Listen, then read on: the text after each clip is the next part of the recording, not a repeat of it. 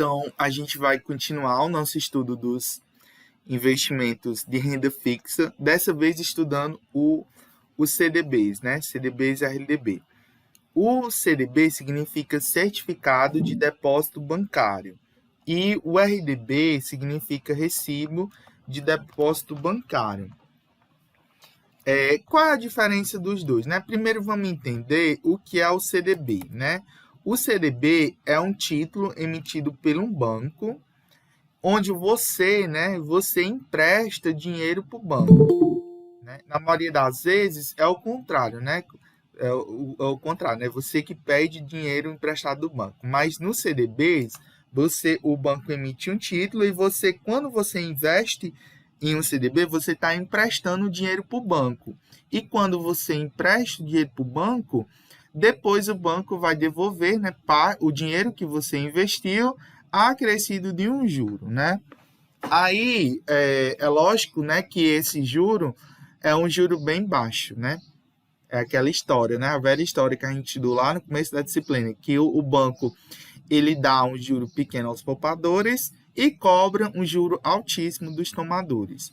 Então, é um título, né, emitido por um banco diretamente para você, por isso não há cobrança de taxa de administração. Então, não há cobrança, nenhuma taxa, né, para se investir no CDB, né? Você investe, né?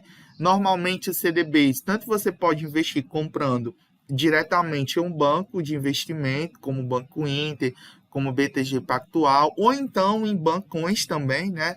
Bancos suíços, como o Banco do Brasil, Bradesco, você consegue comprar, né, CDBs desses bancos. A única diferença é que esses bancos físicos mais tradicionais, como o Banco do Brasil, Bradesco, Caixa, Santander, eles oferecem uma rentabilidade um pouquinho menor, né? Pouquinho ou muitas vezes menor do que os bancos digitais, né? Ou mesmo as corretoras, né? Ou mesmo os bancos pequenos, né?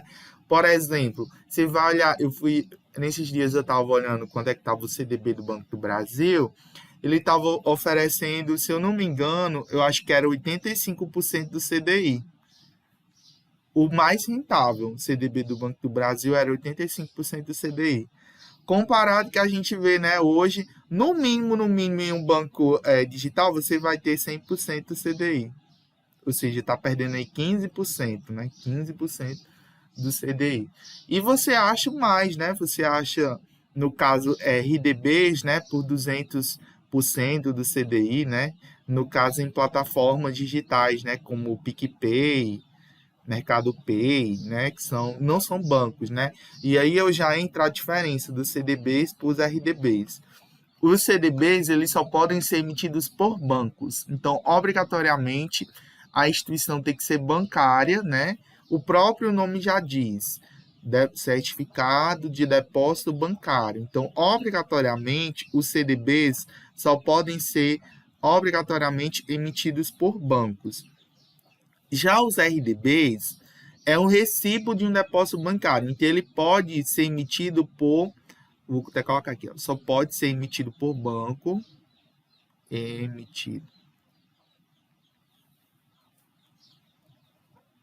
por bancos,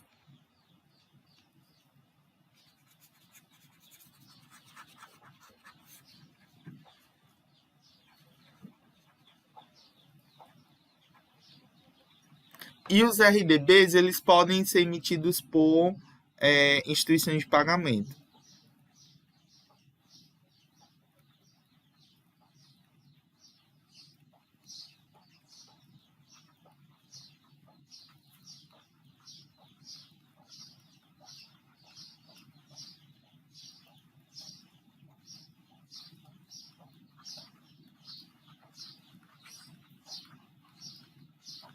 A diferença é essa. A única diferença é essa.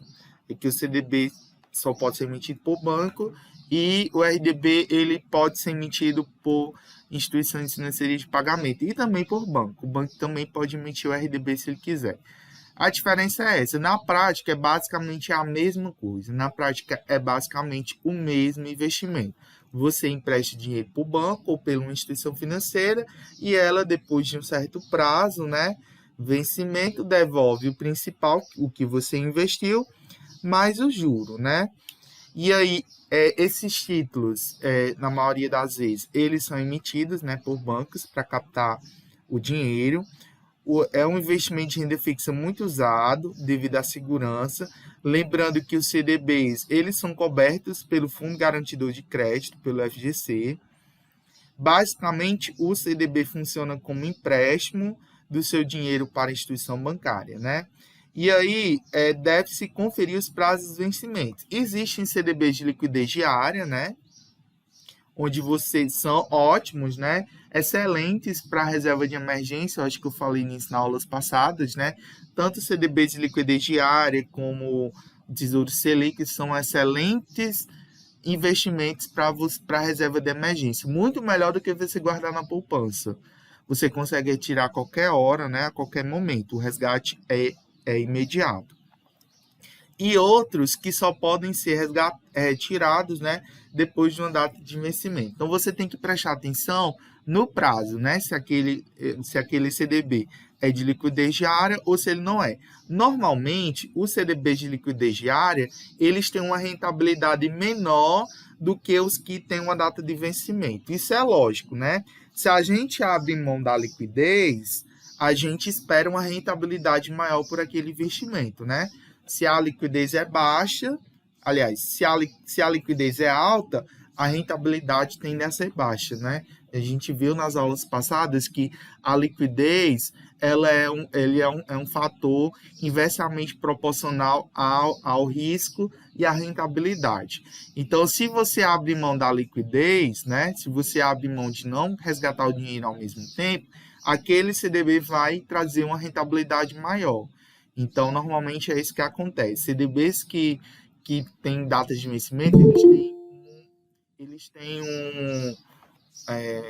uma rentabilidade maior do que os CDBs de liquidez diária. Então, todos os CDBs, eles têm garantia, tá certo? Do FGC, né?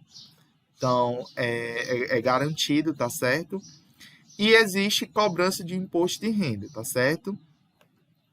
E de IOF, no caso, o IOF, só se você retirar antes de 30 dias.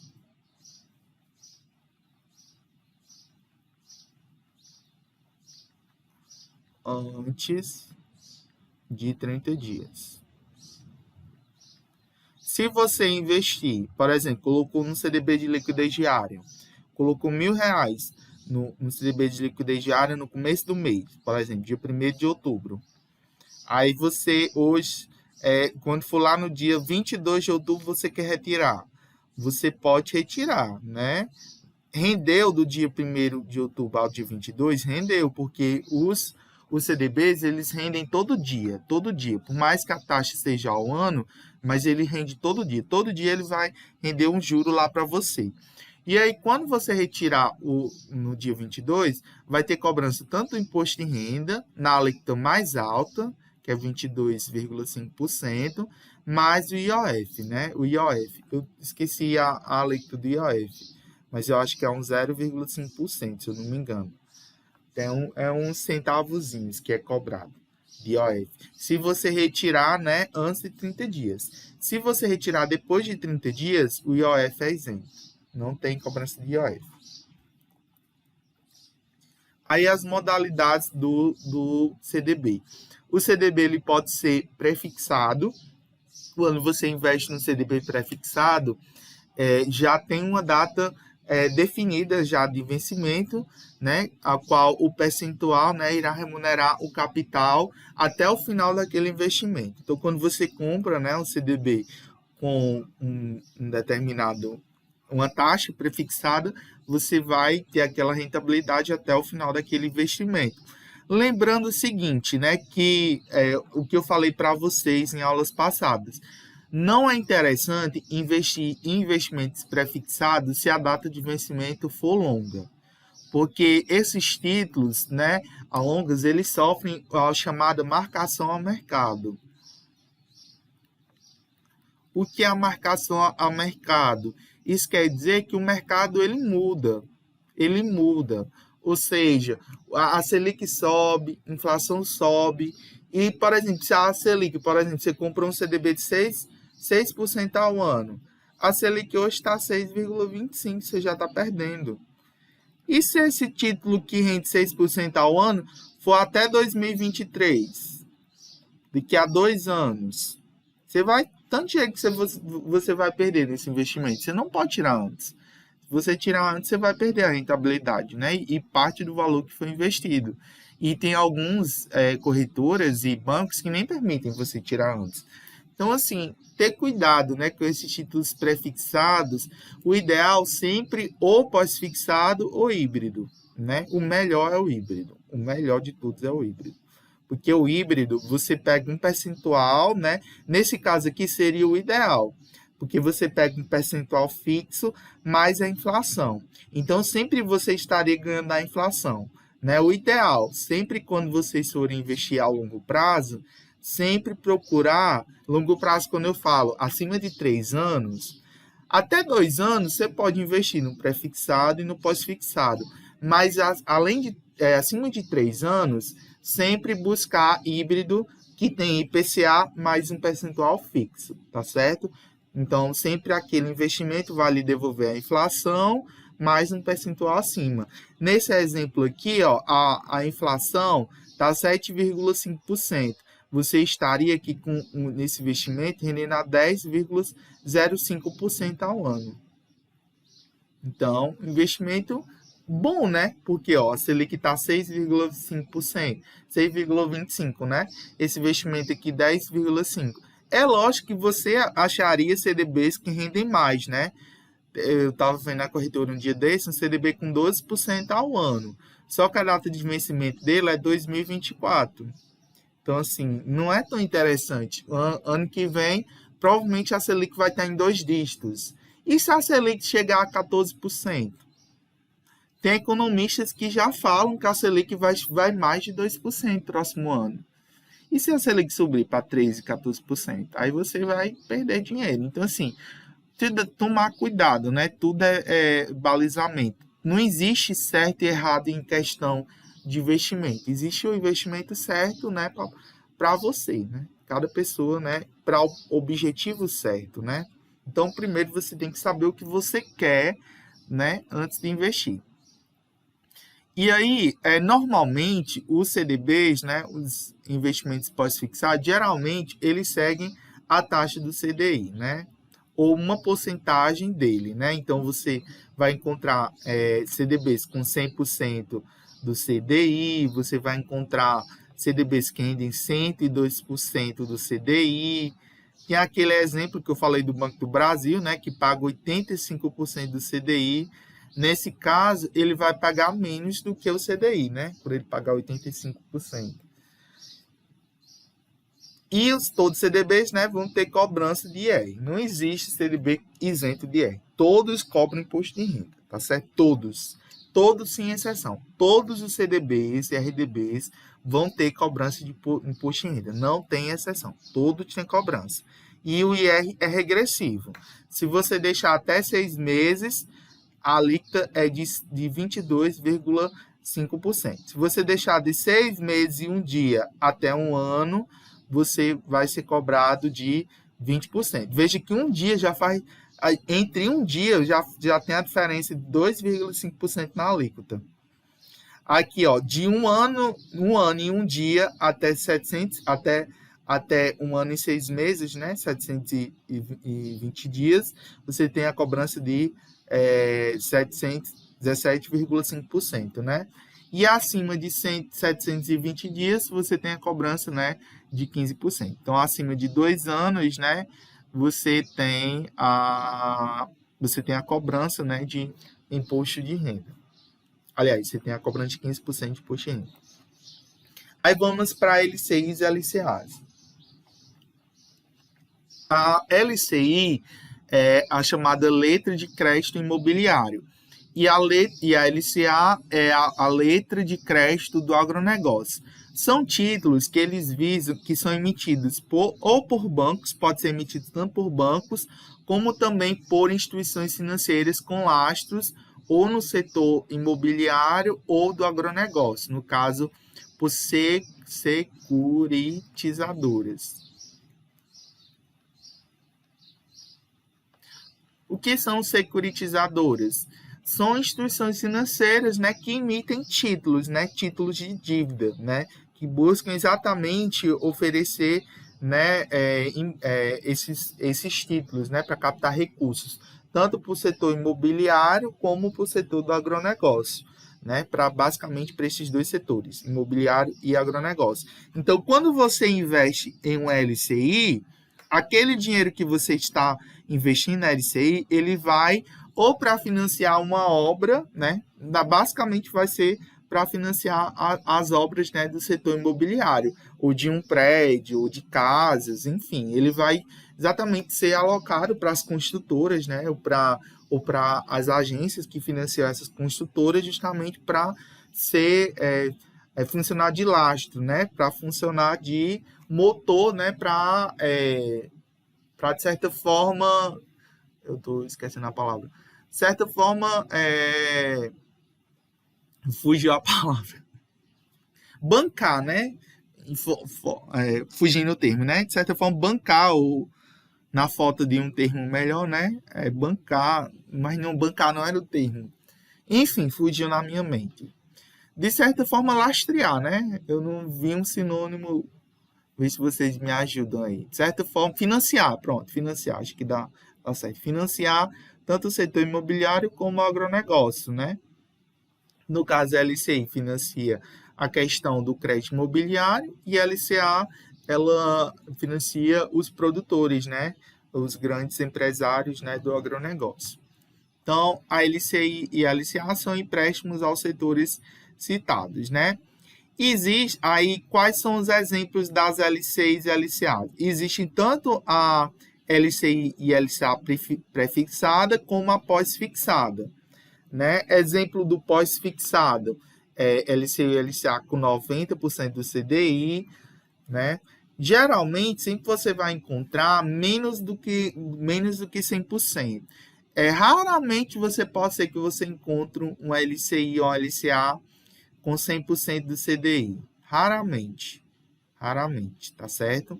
E raramente elas sempre têm um prazo de vencimento, tá certo? Ó, as características dela.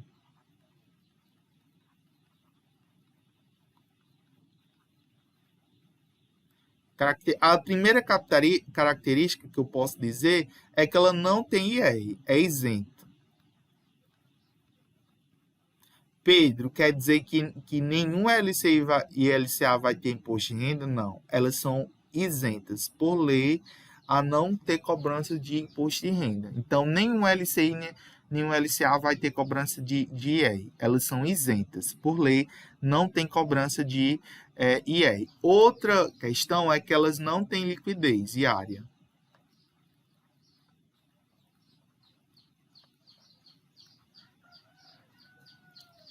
Isso quer dizer o quê? Que elas sempre vão ter uma data de vencimento. Essas são as características mais básicas das LCIs. Não tem cobrança de imposto de renda e não tem liquidez diária. Então, sempre vai ter uma data de vencimento. Então, e sempre, no caso, sempre você vai ter LCIs abaixo do 100% do CDI. Raramente você vai encontrar LCIs com 100% do CDI. No caso, os normais de você ter os prazos, geralmente você encontra com 90 dias, os prazos, né? Com 90 dias, com 180 dias, com um ano, né? 360 dias, e com 2 anos, 720 dias. Geralmente, as datas de vencimento das LCIs são esses. Geralmente, né? Elas são feitas com essas datas de vencimento. Ou vem com 90 dias, ou vem com 6 meses, ou vem com um ano, ou vem com 2 anos, ou com um ano e meio. Geralmente, elas seguem esse padrão nas datas de vencimento, tá certo? Aí existem as LCIs pós-fixadas, as pré-fixadas, com uma taxa, e geralmente, quando vem prefixado, ela vem uma taxa, né, menor do que a Selic, tá certo? Quando vem prefixado, vem menor, um pouquinho menor do que a Selic. Por quê? Pedro, por que vem um pouquinho menor do que a Selic? Vocês podem perguntar. Alguém saberia dizer? Qual é a lógica? De por que ela vem um pouquinho menor do que a Selic, tanto a prefixada como a questão do CDI, sempre vai vir um pouquinho a menos do que o 100% do CDI. Por quê? Qual é a lógica disso? Qual é a lógica? Porque ela é... Isso mesmo, Gustavo. Porque ela é isenta de IR. Ela é isenta de IR. Então, essa isenção do imposto de renda, de certa forma, faz com que ela esteja, de certa forma, uma rentabilidade, né, menor do que o CDB, né? O imposto de renda come muito, né, do investimento, certo? Come é uma palavra feia, né? Enfim, na falta de termo, vocês entenderam. Então, de certa forma, a LCI, ela rende um pouquinho menor. Quando vocês encontrarem prefixada, ela vai render um pouquinho menor. E quando ela tiver com IPCA, rendendo com IPCA, sempre ela vai ter um prazo acima de 2 anos.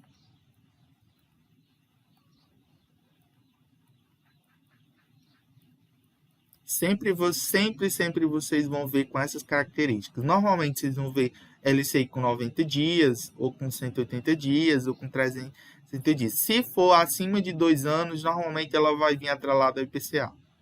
Então você vai ter o IPCA mais alguma remuneração em cima. Devido a não ter IR, investidores conservadores optam por essa modalidade, né? Muitos investidores que estão começando gostam de investir com LCI. Eu gosto muito. Na minha carteira de investimento sempre tem LCI. Eu sempre gosto de investir em LCI. Mas eu sempre gosto de investir a curto prazo, nesse tipo, né? 90 dias, 60 dias, 1 ano, 2, nunca passa disso não. No máximo 2 anos. Nunca gosto de investir em LCI com muito tempo, não. De 90 dias, geralmente eu gosto com 90 dias. 90 dias, 180 dias, tá certo? O bom delas é que você ganha, né, tem uma rentabilidade alta em pouco tempo, né? Aí, alerta, né? LCIs e LCAs costumam ter prazo de carência para resgate, mesmo se for com liquidez diária. Na realidade, não tem, né? Não tem liquidez diária, né? Muitas permitem o resgate só no vencimento do título.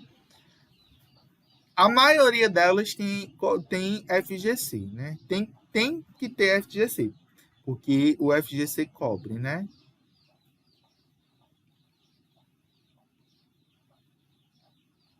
Se é emitida por um banco ou é emitida por uma securitizadora, ela vai ter FGC. Possui um risco baixíssimo, né? Dificilmente você investir no LCI você vai perder o dinheiro. Dificilmente, porque elas têm cobertura do FGC. Aí, eu nem tinha visto que tem aqui essa daqui, né? Não possui liquidez diária, né? Não possui, aliás, não tem liquidez diária, né? E por isso possui uma data de vencimento. E são isentas de imposto de renda. Então nunca vai ter imposto de renda. Eu nem tinha visto essas características aí. Mas enfim, né? Ficou entendido, né, LCI? Aí vamos para as letras de câmbio, né? Não confundir letra de câmbio, investimento, ó, não confundir letra de câmbio, investimento com título de crédito, tá certo? São duas cores diferentes.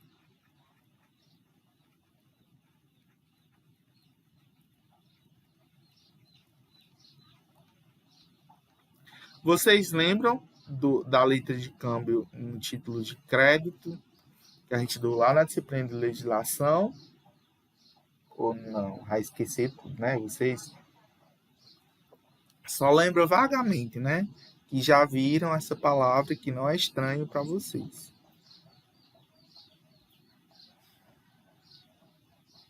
O título de crédito, letra de câmbio, você visa justamente você fazer uma troca, né? Uma troca de uma moeda, né? Já a letra de câmbio investimento é um título de renda fixa, né? Muito semelhante ao CDB. Basicamente a mesma coisa que o CDB. A única diferença é que o CDB é emitido pelo banco e a letra de câmbio é emitida pela financeira, né? Pela uma agência financeira, ou uma securitizadora ou uma agência financeira. Ou uma corretora de valores também pode emitir letras de câmbio, né? A única diferença é essa. como qualquer aplicação de renda fixa, basicamente isso. Você é um título, né, de renda fixa que visa captar recursos, né, captar dinheiro. E você como investidor, você empresta para a instituição financeira esse dinheiro, né, em troca, né, de uma rentabilidade, de um juro. E aí, como qualquer aplicação financeira, a ideia é a mesma. Você empresta dinheiro, seja para um banco ou uma financeira, e em troca recebe o valor emprestado mais uma remuneração em uma data definida no momento da aplicação. O rendimento pode ser atrelado ao CDI ou combinado com a taxa fixa mais o IPCA. Por exemplo, 110% do CDI ou 4% mais IPCA. Você deve estar se perguntando, se ambas são parecidas, por que devo conhecer a letra de câmbio, já que conheço o CDB? A resposta é simples. Porque você pode encontrar na corretora uma letra de câmbio dentro do prazo que você quer investir e com ótimo rendimento. Por isso, né, conhecer diferentes produtos de renda fixa faz toda a diferença para quem quer maximizar os seus ganhos e diversificar com segurança, né? Isso é bastante interessante, né? Porque às vezes você é o que eu falei, né? Não existe investimento certo, existe um investimento certo para aquele objetivo. Se o objetivo da pessoa, se ela quer retirar o dinheiro até uma determinada data, então a gente vê as opções e vê, ó, esse investimento é o melhor para ela naquela data. Só que se ela quer tirar o dinheiro antes, então vai ter investimentos que têm liquidez diária, já vão ser melhor para ela. Ou dentro daquele prazo estipulado, será que não tem um investimento que vai render mais? Então, assim, tudo vai de acordo com o que a pessoa quer, né? Com o objetivo dela, né? Assim como outros investimentos de renda fixa, a letra de câmbio tem garantia do FGC, né? Fundo Garantidor de Crédito, que serve como seguro, né? Contra qualquer problema que a empresa que emitiu o título, né? Se a financeira fechar e falir, você tem a garantia de receber o seu dinheiro de volta, mais o rendimento até o limite de R$250 mil, né, por CPF, por instituição financeira, limitados a 1 milhão, né, a cada 4 anos. E aí, eles possuem uma data de vencimento, né, possuem baixíssimo risco, né, e tem cobrança de imposto de renda. Então, a letra de câmbio, basicamente a mesma coisa que o CDB. Basicamente a mesma coisa que o CDB, só muda, né, que o CDB é emitido pelo banco e as letras de câmbio geralmente são emitidas por financeiras. Aí nós temos, né, um resumo, né, do CDB, da LCI, da LCA e da letra de câmbio. O CDB, que é o Certificado de Depósito Bancário, é emitido por bancos, né? Você tem um valor mínimo para investir, né? Tem CDBs que você, no caso liquidez diária, você consegue investir a partir de R$1. Tem outros CDBs que tem um valor mínimo de se investir, né? A gente viu até na atividade, né? Que tinha um valor mínimo de R$1.000, né? De 100 e poucos, enfim. Cada um vai ter um limite mínimo. Pode ter CDBs de liquidez diária ou no vencimento, né? E tem tributação do imposto de renda e de IOF também, se tirar antes de 30 dias. As LCIs e LCAs, né, que são as leis de crédito imobiliário e do agronegócio, podem ser emitidos também por bancos, né, ou por financeiras, também pode ser emitido por financeiras. Você consegue investir a partir de R$1, mas tem LCIs que você tem um valor mínimo, pode ter um valor mínimo, você só consegue investir a partir de um valor mínimo, tá certo? Não tem liquidez diária, a liquidez é só no vencimento. E não tem cobrança de imposto de renda, ou seja, são isentos de imposto de renda. A letra de câmbio, né, são emitidos por financeiras, né? Ela tem uma aplicação mínima mais alta do que os CDBs e do que as LCIs e LCAs. Estava olhando na corretora um dia desse, tinha letra de câmbio que o valor mínimo de investimento era R$5 mil. R$5 mil para você conseguir investir numa letra de câmbio, ou R$10 mil.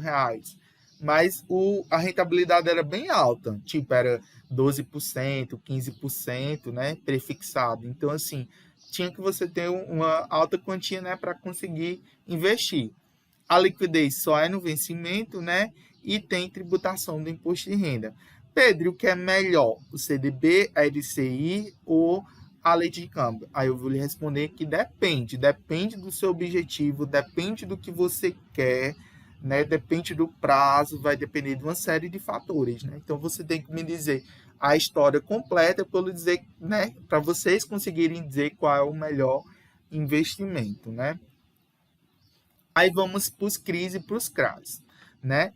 Os CRIs, né? De acordo com o artigo 6º, né, da Lei 9.514, de 20 de novembro de 97, o certificado de recebíveis imobiliários, né, que é o CRI, é um título de crédito nominativo de livre negociação lastreados em créditos imobiliários e constitui promessa de pagamento em dinheiro.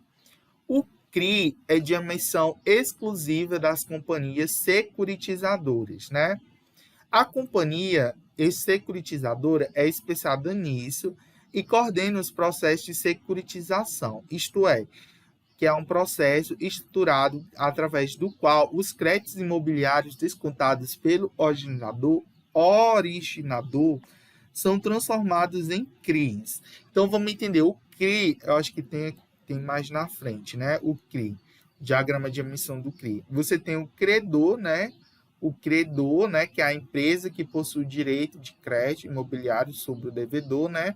Geração do fluxo de caixa. Aí você tem uma securitizadora que, de certa forma, intermedia, que recebe o dinheiro dos investidores, né, para o credor. Então, você tem todo o passo a passo aqui, ó.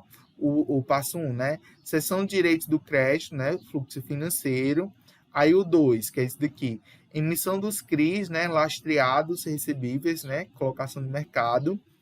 O 3, recepção dos recursos, né? Os investidores lançam os recursos para a securitizadora, ela que faz essa intermediação. Aí o 4, a securitizadora passa, né? Faz o pagamento pela cessão dos direitos do crédito, né? O credor recebe o dinheiro, né, da securitizadora. É lógico que a securitizadora fica com a parte, né, do dinheiro, né, recebido dos investidores. E aí o 5, né, há o pagamento depois, o pagamento do fluxo financeiro dos direitos do crédito, né? Depois que a empresa credora recebe esse dinheiro, ela vai pagar de volta para a securitizadora, e a securitizadora, por sua vez, vai pagar para os investidores acrescido de acordo com o estabelecido no termo de securitização, ou seja, depois que o devedor pagar a securitizadora vai pagar ao investidor principal mais os juros, né?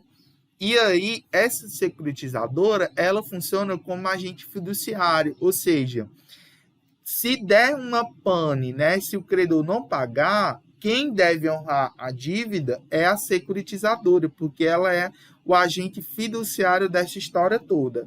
Então, ela que vai, de certa forma, intermediar esse fluxo, né, entre o credor, né, aquela pessoa que está recebendo dinheiro, dos investidores. Lembrando que a securitizadora pode dar calote, né? Ela pode vir a falir. E se você investe em um CRI e um CRA e a securitizadora falir, aí você não sei nem dizer a palavra, né? Mas você se ferrou, né? Você, de certa forma, vai perder ou vai demorar a receber o valor que você é investido, né? Porque entra lá na lei de falência, né, da empresa. Aí, depois dos credores, todo mundo receber, né? Que você pode receber uma parte do que você investiu. Lembrando que os CRIs não são cobertos pelo FGC. Nem CRI, nem CRA.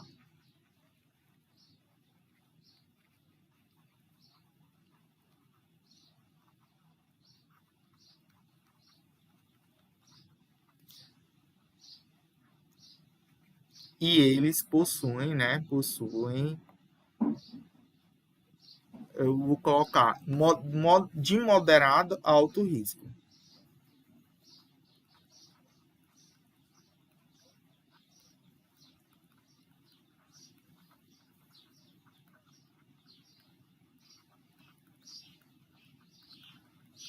Na renda fixa, né? Pedro, quer dizer que eu não devo investir no CRI e no CRA? Não estou dizendo isso. Quer dizer que porque porque ele não é coberto pelo FGC, quer dizer que porque ele possui um alto risco, quer dizer que eu não devo investir? Não estou dizendo isso. Existem CRIs muito bons, securitizadoras muito bons, muito boas, né? Com rendimentos muito bons, né? Só que é aquilo, você tem que ver, tem que pesquisar sobre a securitizadora, você tem que ver o rating daquele CRI. Todos os CRIs e CRAs vai ter o rating dele, que vai demonstrar exatamente se aquela empresa é boa pagadora ou não. Tem CRIs e CRAs, Jéssica perguntou, o que o CRA rende mais que os outros? Sim, rende bem mais do que a LCIs, as LCAs e os CDBs, né? Você for olhar no Banco Inter ou então em qualquer corretora, você vai ver CRIs, CRAs com 5%, 6% mais IPCA, você vai ver CRIs, CRAs com 15%, 15% prefixado, 16% prefixado, eles rendem bem mais. Por que eles rendem bem mais? Porque possuem alto risco. Esse risco tem que ser compensado pela uma rentabilidade maior, né? É tudo aquele jogo. Se ele tem um alto risco, ele vai render mais. E também não tem liquidez diária, tá certo? Outra característica também dos CRIs e os CRAs é que eles não têm liquidez diária.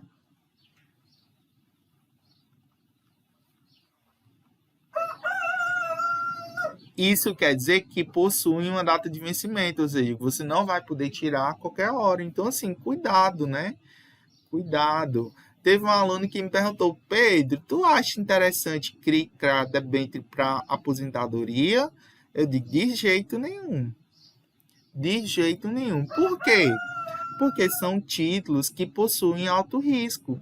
E se aquela é um valor que você vai deixar, se você deixar por longo tempo, né? 5 anos, 6 anos, e se essa securitizadora falir, o que vai acontecer com o seu dinheiro? Então, assim, eu não colocaria, né? Eu não colocaria. Até uns 3, 4 anos, tudo bem. 3, 4 anos, tudo bem, né? É um tempo considerável, né? É um tempo ok. Mas acima disso, eu não colocaria. Sim, tem. A maioria deles, eles vêm híbrido, viu, Jéssica? Jéssica perguntou. Tem CRI-CRA híbrido com IPCA com Selic? Tem sim. Geralmente, eles vêm unidos. Geralmente, você vai encontrar eles híbridos. Ou com IPCA ou com CDI. Normalmente. Ou vem com IPCA ou com CDI. Normalmente vem híbrido. Normalmente eles vêm. Geralmente eles vêm atrelados ao IPCA. Eles devolvem a inflação mais uma porcentagem. Aí vamos aqui. O CRI-CRA vai ser basicamente a mesma coisa. Quando eu estiver falando aqui, CRI ou CRA, basicamente a mesma coisa. A única diferença é que no CRI, o credor lá, que é a pessoa que está recebendo o valor, são empresas, né, ligadas à construção civil, né, ao ramo imobiliário. Já nos CRAs, o credor, né, que é a pessoa que está, de certa forma, recebendo os valores, são pessoas ligadas ao agronegócio, então são produtores, né, ligados ao agronegócio. Então, o CRI, ele deve ter como lá, cadê? A companhia, não sei se eu li aqui, não sei se eu li, a companhia securitizadora é especializada nisso, né, coordena os processos de securitização, que é um processo estruturado, né, através do qual os créditos imobiliários descontados pelo originador são transformados em CRIs. Esses certificados registrados e negociados na B3, né, que é a Bolsa de Valores, antiga CETIP, podem apresentar garantia flutuante e que lhe assegura o privilégio geral sobre o ativo da companhia securitizadora, né? Mas não impede a negociação dos bens que acompanham esse ativo, né? Então, assim, todos esses títulos, eles são registrados obrigatoriamente na B3, né? Na bolsa, tanto faz, quando vocês ouvirem B3, é a Bolsa de Valores de São Paulo. Já vão se acostumando, tá certo? Ou de Brasil. A maior, né, do Brasil. Então, vão se acostumando. O B3, né? B3, Bolsa de Valores, é a Bolsa de São Paulo. Bolsa de São Paulo é a Bolsa de Valores do Brasil. Bovespa, né? A Bolsa de Valores de São Paulo, né? Bovespa. Bolsa de Valores de São Paulo. Bovespa, Bolsa de Valores de São Paulo, B3, tudo é a mesma coisa, tá certo? O CRI deve ter como lastro créditos imobiliários e somente pode ser emitido com essa única finalidade. Então, o CRI, no caso, a única finalidade dela é de servir como lastro, ou seja, como um dinheiro, né, que vai financiar a construção imobiliária. Não sei nem se é redundante dizer construção imobiliária, mas enfim. Por se tratar de um valor mobiliário, para a emissão do CRI é necessária a autorização prévia da CVM. Então, a CVM, né, a Comissão de Valores Mobiliários, né, por se tratar de um valor, né, mobiliário, de um dinheiro, e também dele não ser coberto pelo FGC, ele obrigatoriamente, para uma securitizadora emitir um CRI ou um CRA, tem que ter autorização prévia da CVM. Se a CVM não aprovar, então, de certa forma, já traz uma certa segurança, né, para os investidores, porque a CVM ela não vai autorizar a emissão de CRIs por securitizadoras que são mais pagadoras ou que, de certa forma, não administraram, né, que faliram, que não pagaram. Então, de certa forma, ter essa autorização da CVM é algo bom, né, porque, de certa forma, traz uma certa segurança, né, para esses títulos. Embora essa autorização não seja uma garantia total de que essas securitizadoras vão devolver, né, o dinheiro para os investidores, né? Por serem emitidos de forma simples, ou podem ser emitidos de forma simples ou com regime fiduciário, mas implicam constituição do patrimônio separado, né, administrado pela companhia, né, securitizadora e composto pela totalidade dos créditos submetidos, né, ao regime fiduciário que lastreiam a emissão, além da nomeação do agente fiduciário. Neste caso, né, ele também deve ser registrado no cartório de registro de imóveis. Então, é toda uma burocracia, né, para a emissão desse CRI, né? Pode ser emitido de forma simples ou tem esse regime fiduciário em que você vai ter como se fosse a securitizadora, né? Ela vai, de certa forma, ficar como responsável, né, tanto pela emissão dos títulos, como também na nomeação, pelo controle, né? Então, essa companhia securitizadora, ela meio que vai gerenciar tudo, né? Ela que vai ter todo esse controle. Por oferecer segurança quanto a uma eficiente e ágil execução da companhia, o contrato de alienação fiduciária representa um poderoso estímulo, né, à concessão de crédito imobiliário e, ao mesmo tempo, né, liquidez ao investimento nos CRIs, né, lastreados em créditos pactuados com tal garantia. O CRI não conta com garantia do FGC. Ao comprá-lo, um investidor está adquirindo o fluxo de recebimento de crédito concedido, né, para a efetização do empreendimento imobiliário, seus termos e suas condições, né, taxas, prazos e amortizações, porém são variáveis conforme cada emissão específica, podem ser negociados pós ou pré-fixados, né? Isso daqui é o que é mais interessante dos CRIs, ó. Os CRIs, eles pagam uma espécie de cupons mensais, que representa o pagamento de juros de parte do principal. Isso é o mais interessante do CRI. Diferente dos outros investimentos, todo mês ele vai pagar um certo juro para você, né, de parte do principal. E esse juro não tem cobrança de IR, tá certo? Diferente lá de investimentos com juros semestrais, né, que você recebe parte do valor a cada semestre, a cada 6 meses você recebe parte do valor que você investiu, né? Mas tem a cobrança lá do IR. Aqui não, né? E muitos CRIs são até incentivados, tá certo? Existem CRIs sem IR, tá certo? Sem imposto de renda. Pode ser que você encontre CRIs com imposto de renda, sem imposto de renda. Então, tem alguns CRIs que tem essa bonança, né? De você...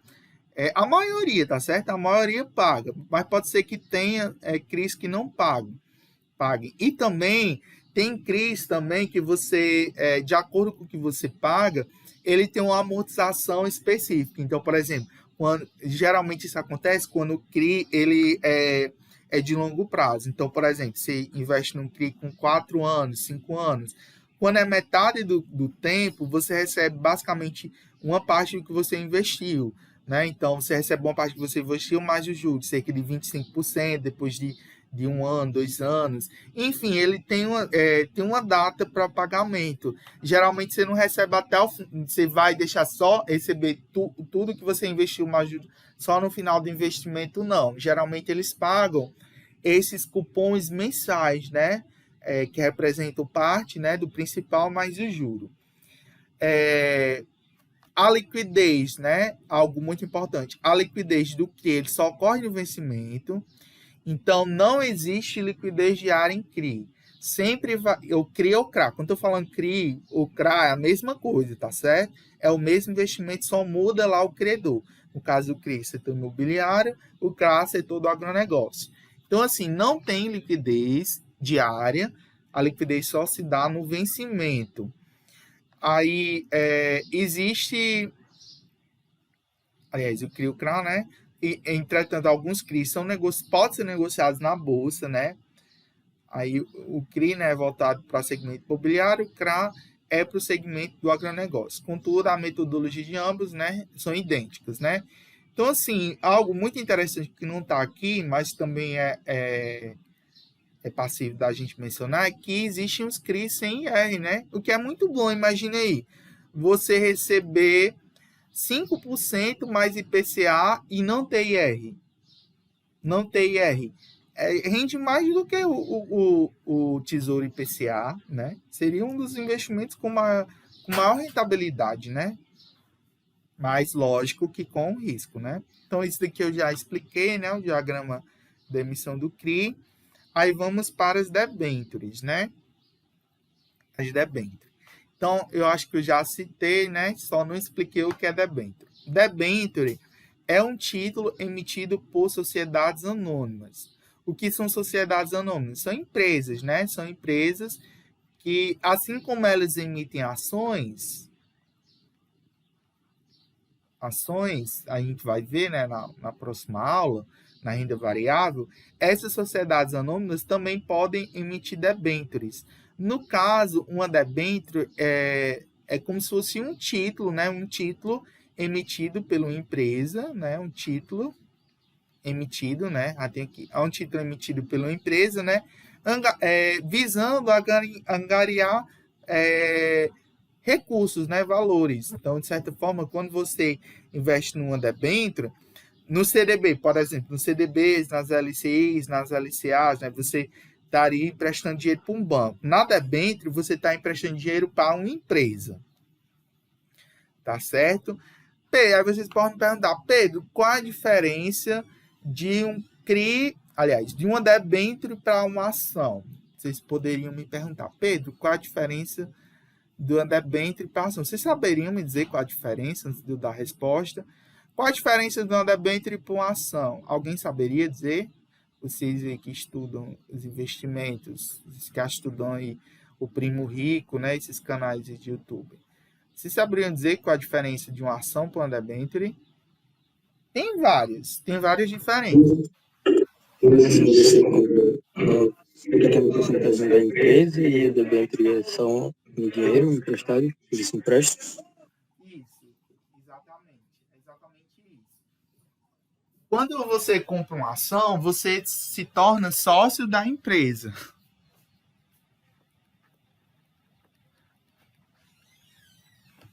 Você, de certa forma, se torna um dos donos da empresa, né? Você, de certa forma, você se torna sócio daquela empresa. Você compra uma parte do capital daquela empresa. Então, de certa forma, você se torna sócio. E a gente vai ver que existem tipos de ações, né? Existem diferenças entre as ações. A gente vai estudar na próxima aula.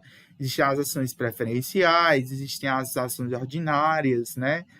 Então, a gente vai ver Algumas ações dão direito a voto, outras não dão. Então, a gente vai estudar isso mais a fundo, né, na próxima aula de mercado. As debêntures eles não dão esse direito da gente ser sócio da empresa. As debêntures só são títulos de dívidas. Em vez de você se tornar sócio da empresa, você está só emprestando, você é um credor da empresa. Basicamente isso. Você não dá direito a se você se tornar sócio. Por exemplo, nas ações, você pode ganhar dividendos. O que é um dividendo? Quando a empresa dá lucro no final do período, se você ficar com aquela ação por muito tempo, né? Se a empresa tiver lucro, ela vai repartir parte daquele lucro com você. É uma das formas de você ganhar dinheiro com ações. É através de dividendos, né? A empresa tem lucro naquele período e reparte o lucro para você, né? Já na debênture, não. Debênture, você não recebe dividendos, né? Você vai receber o quê? Você vai receber o que foi contratado no momento que você comprou aquela debênture. Você vai receber o que foi acordado, né? Aquela taxa, né? Normalmente vem atrelado a IPCA, a debênture. Então, você vai encontrar uma debênture 6% mais IPCA, né? 6%, 7%, 5% mais IPCA. Geralmente, as debêntures, elas têm um prazo longo, tá certo? De 4, 5 anos. Acima de 3, 4, 5 anos, características, né? Anos. E geralmente elas vêm atreladas ao IPCA. Vem híbrido, normalmente. Vem um percentual mais IPCA e algumas são isentas de IR, tá certo? Um aluno que me perguntou, Pedro, me perguntou se acho que foi ontem, ou foi hoje, ou foi anteontem, sei lá.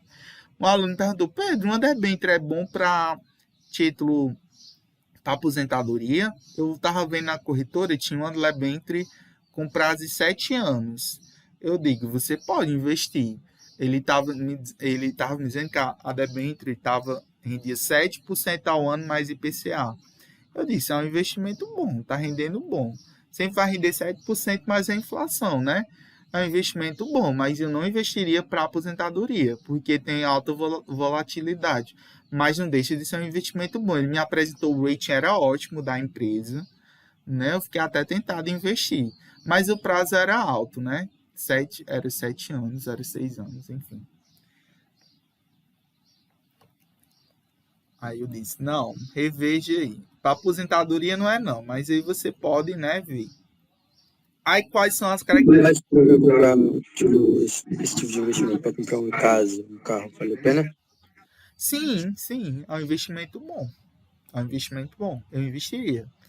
Depende do prazo. Você quer comprar esse carro daqui a 7 anos? Se for, é um excelente investimento. Se você quer comprar daqui a 5 anos, então você já pensaria no. Porque, querendo ou não, para você comprar um valor, né, um bem com um valor elevado, como um carro, você vai ter que abrir mão você vai ter que investir em investimentos que possuem alto risco, que você vai precisar da rentabilidade. É aquela história, se a gente quiser ganhar dinheiro na renda fixa ou em qualquer investimento, a gente vai ter que saber balizar o risco. Sempre é a renda variável. Quer dizer que, Pedro, eu posso perder dinheiro na renda variável? Pode. Posso ganhar dinheiro? Pode, e muito. Os maiores investimentos, os que rendem mais dinheiro, são os de renda variável. E são os que têm maior risco. Mas o que a gente vai aprender e tentar fazer é balizar esse risco, é controlar esse risco, é saber administrar esse risco, né? Aí a gente volta lá para o primeiro ano, como vocês estavam estudando no livro Pai Rico, Pai Pobre. O que Roberto Kiyosaki dizia sobre investimentos? Ele dizia o seguinte, que as pessoas não ficam ricas por medo, porque tem medo de investir, tem medo de perder dinheiro, tem medo de ficar rico. E ele está certo, né? Por mim, eu tenho medo de investir em certos investimentos. Eu ainda não tenho, eu queria ter menos medo, mas o meu perfil de investidor, isso não está errado. Não está errado ter medo, tá certo? Só que é preciso a gente saber administrar ele, né? Justamente para que a gente não perca tanto dinheiro, né? Então, voltando aqui, as características principais de emissão de um debênture, né? Elas sempre vão ter uma data de emissão e investimento, né? A quantidade de emissão ou valor unitário, né? Sempre vai ter uma quantidade mínima, um valor mínimo a ser investido, né? Então, vai ter um valor mínimo, né? Geralmente é um valor acima de R$ 1.000, tá certo? Acima de 1.000. Geralmente é acima de 1.000. Então, vai ter um valor mínimo, né? Para você começar a investir em uma debênture, né?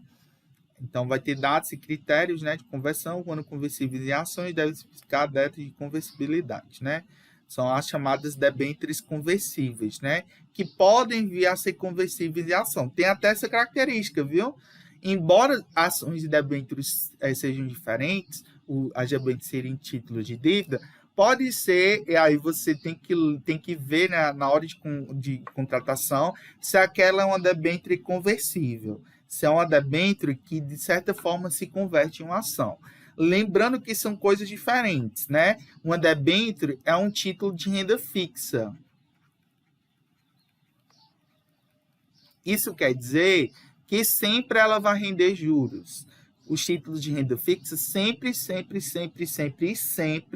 vão render juros, né? Vão render valores. E as ações não. As ações pode ser que ela caia de valor, né? E aí quando cai de valor, você de certa forma perde o que você, né, o valor que você investiu. As debêntures podem ser emitidas em várias séries, né? A forma, elas podem ser nominativas e escrituradas, né? Os tipos de garantias, né, são quirográficas, né? Sem garantia, né? Tipo de garantias. E, na maioria das vezes, elas são corrigidas, né, pelo IGPM, né? Normalmente, elas são atreladas à inflação, né? O IPCA ou outro índice, né? Então, exemplo, né? As debêntures podem ser emitidas por um prazo mínimo, né? No mínimo é 1 ano, né? 1 ano para as não conversíveis, no mínimo de 1 ano para as não conversíveis. Quando a gente fala de não conversível, é que ela não se torna conversível em ação.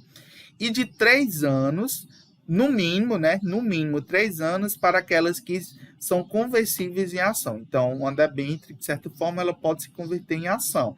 Pedro, e como é que eu vou saber se a debênture é conversível ou não? No momento da contratação da debênture, lá na corretora ou no banco, ela vai dizer se é uma debênture conversível ou não.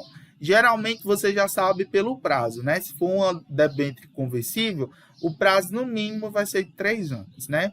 Quanto ao prazo máximo, não há fixação, né?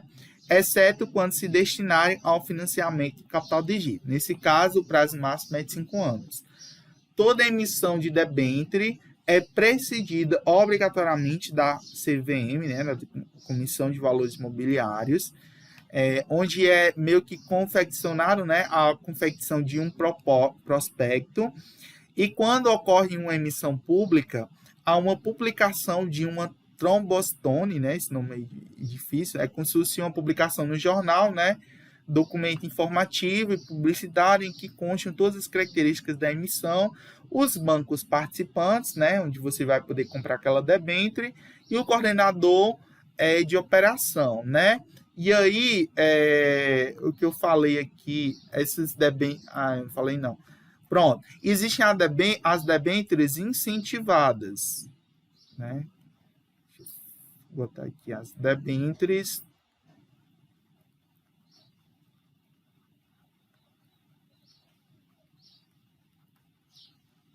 O que são as debêntures incentivadas? São aquelas debêntures que não têm cobrança de IR.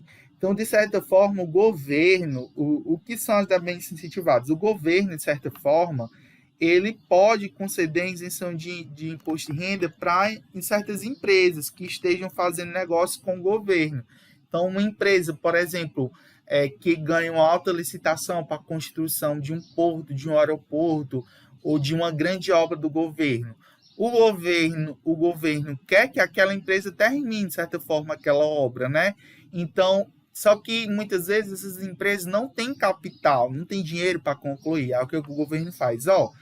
para tu conseguir dinheiro para terminar essa obra, tu pode abrir uma debênture, né? Se for realmente uma empresa, se for uma sociedade anônima, né?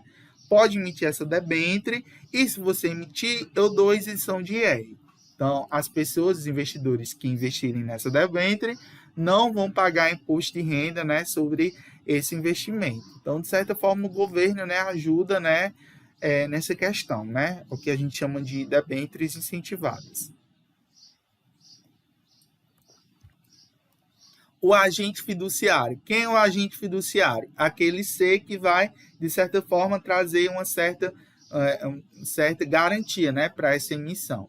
Pode ser um indivíduo, né, uma empresa ou um departamento de crédito de um banco. Então, o agente fiduciário, né, aquela pessoa que, de certa forma, é como se fosse um tipo de segurador, né, um tipo de fiador, né, daquela debênture. Se a empresa não pagar, né, quem que vai pagar? Os investidores. Então, esse agente fiduciário dessa debênture pode ser tanto uma empresa como um departamento crítico ou um banco. Pedro, e como é que eu sei quem é o agente fiduciário de cada debênture? Aí você vai ter que ler o contrato, né? Toda vez quando você investe em uma debênture, seja na corretora ou seja em banco de investimento, vai ter tipo um mini contrato daquela debênture, onde vai ter todas as informações. Vai dizer quem é a securitizadora, vai dizer quem é a empresa, vai dizer quem é o agente fiduciário. Então você tem que ler esses termos, né, na hora de investir, para estar ciente, né? Lógico que um banco é muito mais seguro você comprar uma debênture em que o agente fiduciário é um banco, né?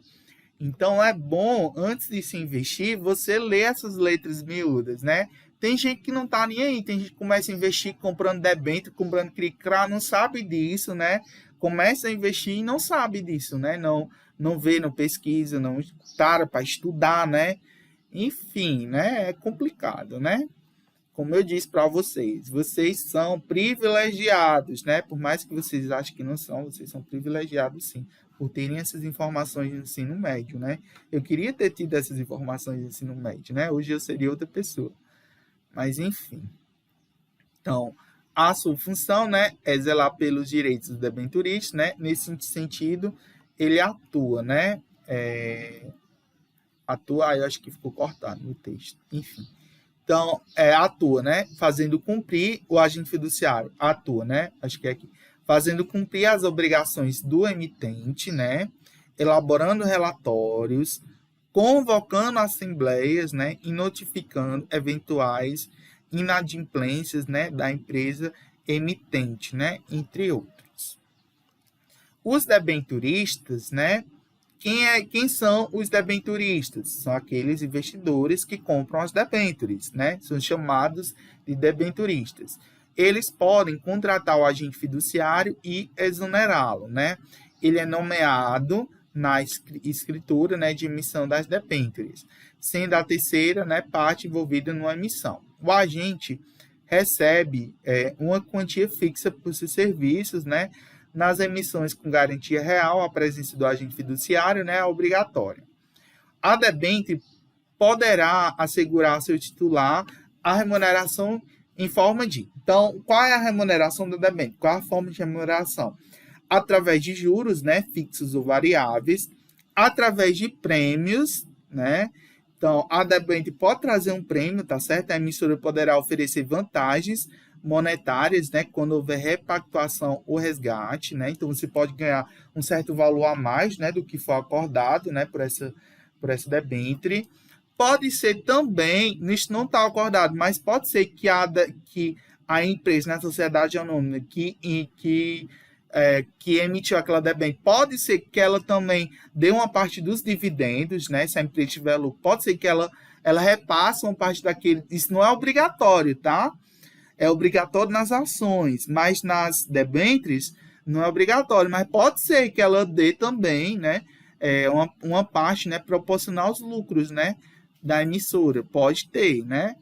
E o deságio também, né, embora não previsto em lei como forma de remuneração, a emissora no ato de subscrição poderá oferecer ao investidor um deságio em relação ao valor nominal do título, aumentando a remuneração constante na estrutura e tornando a debênture mais atrativa. O que é esse deságio? Não entendi, Pedro. O que é deságio? O deságio é uma taxa a mais que que o investidor, né, os bancos, a securitizadora e essas empresas, no caso das debêntures, oferecem a mais de investimento quando há um aumento ou diminuição na taxa Selic, né, ou da inflação. Por exemplo, vamos dizer que tem uma debênture com longo prazo que estava rendendo 6% ao ano. Então, essa debênture está rendendo menos que a Selic. Então, não está previsto em lei, mas essa empresa ela pode oferecer um deságio aqui de 1%, de 2%, para que ela venha render mais do que a Selic. É o que a gente chama de deságio, né? Para que justamente aquele investimento venha, né, valer mais do que a Selic, né, ou do que a inflação. Aí, para finalizar essa parte da renda fixa, a gente tem os fundos de renda fixa, né? O que são fundos de renda fixa? Um fundo de renda fixa é um investimento, né, com uma carteira composta por diversos produtos. Então, quando você investe em um fundo de renda fixa, na realidade, você está comprando uma carteira de diversos investimentos. Então, você pode ter CDBs, LCIs, CRIs, CRAs, debêntures, letras de câmbio. Você, né, compra tantos títulos públicos, você pode ter Tesouro Selic, enfim, você pode ter vários investimentos, todos de renda fixa, no caso, os fundos de renda fixa. A diferença é que essa carteira é dinâmica e se adapta ao mercado, né, sobre a gestão de uma instituição financeira. Assim, você tem a exposição a diversos ativos ao mesmo tempo, sem a necessidade de comprá-los separadamente. Dessa forma, é possível reduzir riscos, né, ter um aporte mínimo, né, e outros limitadores para iniciar seus investimentos. Em resumo, os fundos de renda fixa são ofertados por instituições financeiras, ou seja, ou pelo um banco de investimento ou pela corretora, e por trás dessa aplicação há um gestor especializado que administra diariamente a carteira, né, de investimentos daquele fundo, buscando sempre os melhores resultados. A sua rentabilidade, dependendo dos ativos que compõem o fundo e as taxas cobradas. Geralmente, esses cestas de produtos têm composição de, no mínimo, 80% de renda fixa e os demais podem ser derivativos. Ou seja, os fundos de renda fixa podem também ter derivativos de renda variável. Então, pode sim ter, mesmo que seja fundo de renda fixa, pode ter sim ações de empresas, pode ter ETFs, enfim, pode ter também investimentos de renda variável, mas sempre nessa composição, no mínimo 80% renda fixa e 20% renda variável. O controle é feito por um gestor, né, que pode tanto inserir quanto retirar as aplicações dessa carteira. O objetivo é ter a máxima rentabilidade com o mínimo de risco. Os derivativos são mais utilizados para alavancagem, isso é, para aumentar a sua rentabilidade em períodos em que a renda fixa está baixa. Assim, o administrador mantém, né, o rendimento da carteira, sem a necessidade de alterar os produtos e principais com muita frequência, né? Então, basicamente isso. O que é o fundo de renda fixa? É basicamente uma carteira, né? Você investe naquele fundo e aquele fundo, né, tem vários outros investimentos, né? Pode ter debênture, pode ter CRI, pode ter CRA, pode ter CDB, enfim, ele pega uma salada mista, pega vários, né? Em vez de você comprar um separado, você compra só aquele fundo, né? Em vez de você comprar cada investimento separado, você compra só aquele fundo. Aí nós temos a separação e classificação dos fundos, né? O fundo de renda fixa é classificado na CVM de acordo com o prazo, né? Composição na carteira e finalidade. Basicamente, eles são divididos em 4 tipos. Nós temos o simples, o curto prazo, o longo prazo e o referenciado.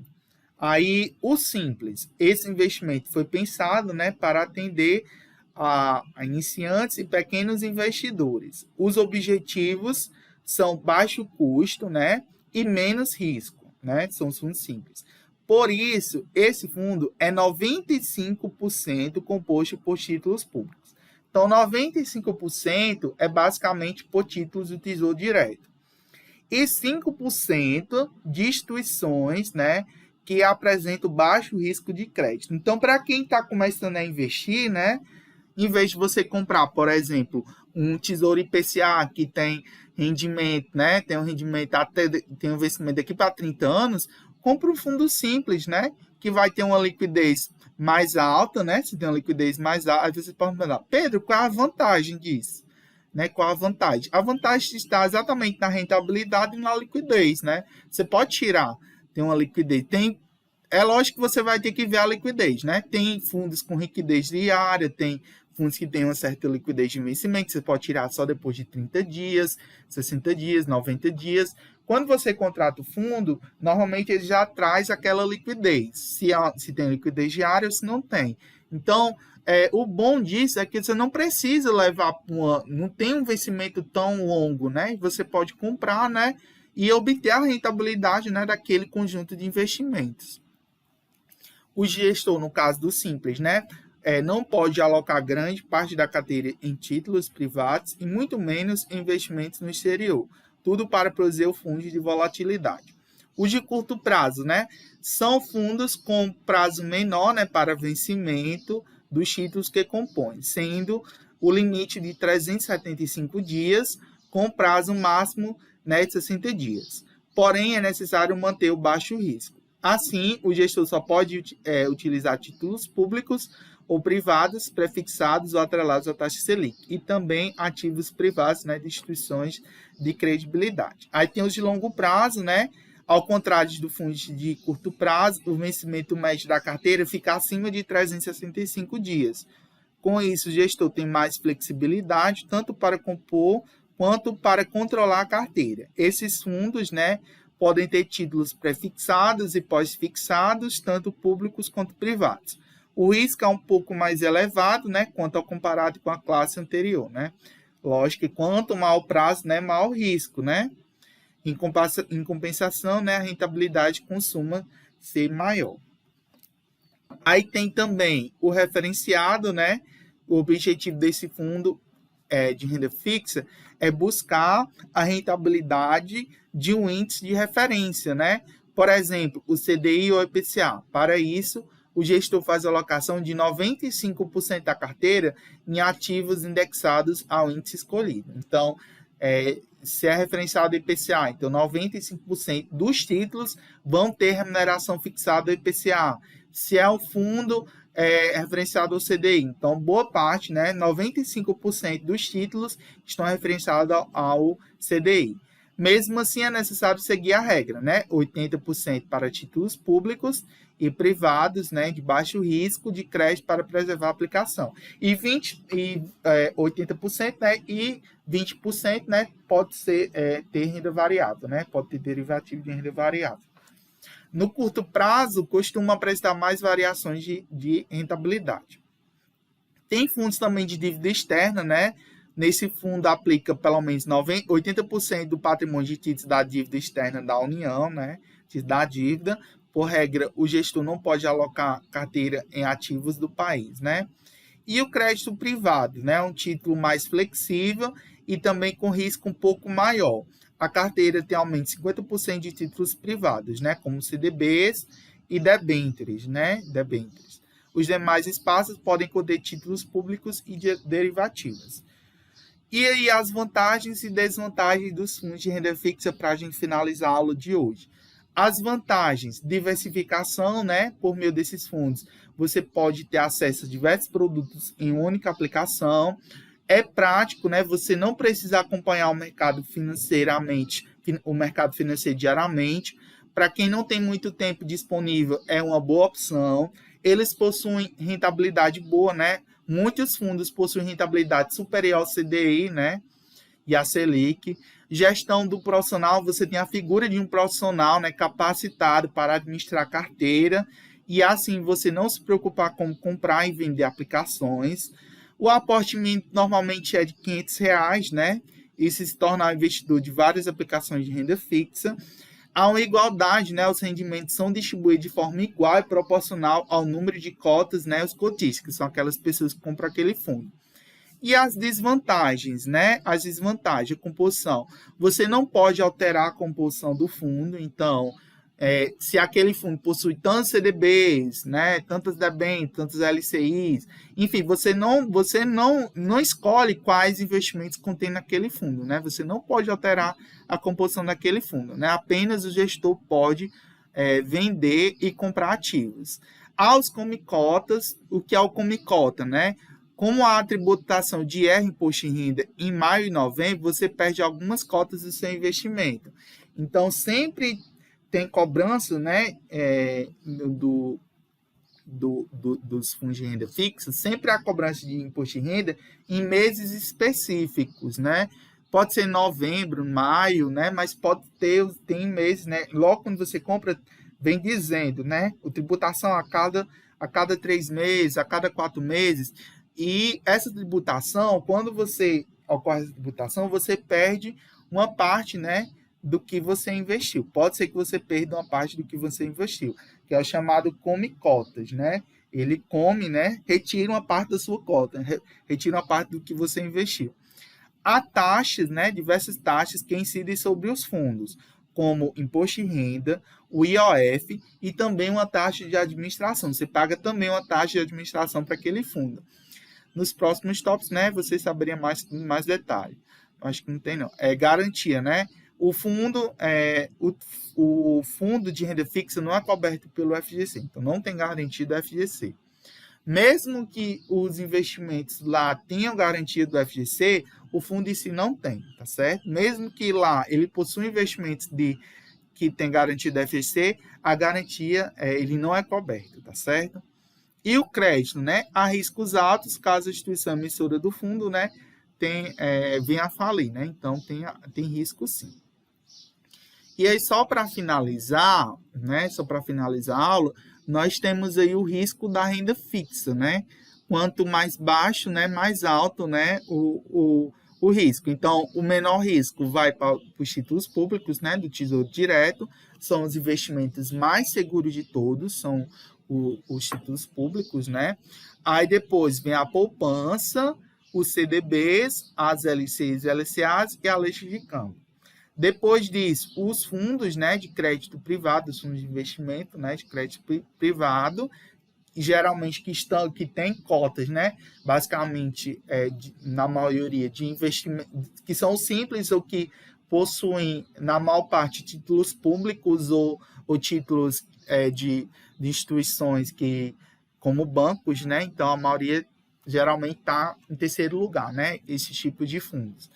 E, por último lugar, né, os que possuem um maior risco são as debêntures, os CRIs, os CRAs, né, e o COI, né, que a gente não viu, mas basicamente é o fundo lá, né, os COIs. Enfim, aí a gente finaliza, né, a aula de hoje e na próxima aula a gente vai começar a estudar os investimentos de renda variável.